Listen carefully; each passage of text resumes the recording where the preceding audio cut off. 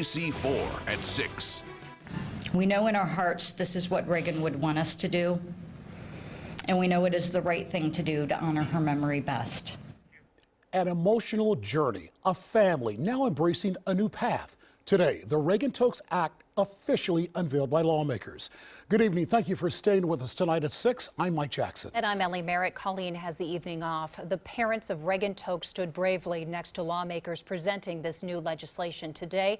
NBC4's Ted Hart has an in-depth look at how this act will change the way law enforcement monitors criminals. But first, Matt Edwards sits down with Toby and Lisa Tokes, a grieving father and mother, as they push for justice and closure.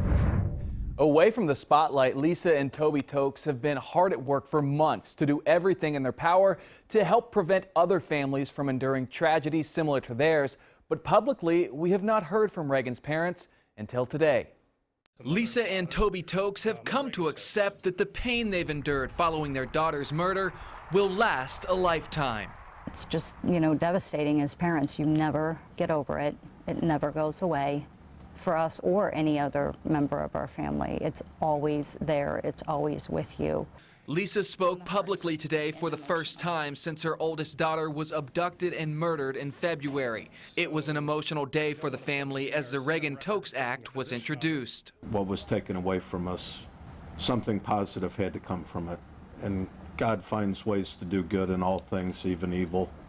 There was no choice except we had to act immediately. Reagan was just 21 years old, a senior psychology major at Ohio State, and her parents' efforts to prevent others from her same fate is an apparent trait that runs in the family. She just cared about everyone. It didn't matter who you were, where you came from, what you were like. She was always there for everyone. She would want us doing this at this point. She would want us trying to make something positive from this terrible tragedy. She just had such a kind, loving spirit. And Reagan's parents with seemingly endless adjectives to describe her today as a young woman. Her father saying she was all the things a parent hopes for in their child. NBC4's Ted Hart attended today's presentation of the Reagan Tokes Act. He has more on exactly what this legislation is. Ted? Well, and the Tokes family has embraced this legislative effort, and they believe that the proposal goes right really to the heart of what went wrong with the release from prison of accused killer Brian Goldsby. And it is because of this love that we have for our daughter we stand before you. Lisa Tokes said supporting legislative change in the wake of her daughter's violent death is the right thing to do.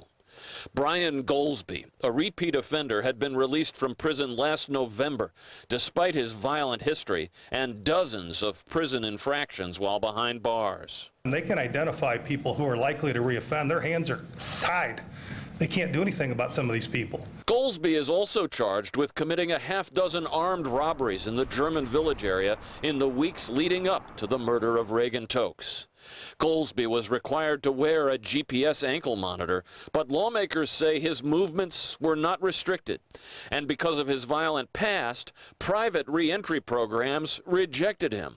The Reagan Tokes Act would seek to keep unreformed violent offenders in prison longer and then require more intense electronic monitoring upon their release. It was preventable, and if the correct parameters would have been in place and acted upon in a timely manner, we might not be standing before you today advocating for change. And this bill has bipartisan support at this point, and the sponsors say they hope to move it along as quickly as possible. Live at the State House, Ted Hart, NBC4. Thank you, Ted. We followed the case of Reagan Tokes' accused killer very closely. Brian Goldsby is now facing the death penalty for the death of the 21-year-old student. Investigators say Brian Goldsby kidnapped Tokes in February. She was leaving her job in the short north. Her body found the next day at the Cider Grove Metro Park. Goldsby has pled not guilty to all charges against him. Stay with NBC4. We continue to follow the latest developments in the Reagan Tokes Act, as well as Brian Goldsby's case. You can read all of our previous stories at NBC4i.com.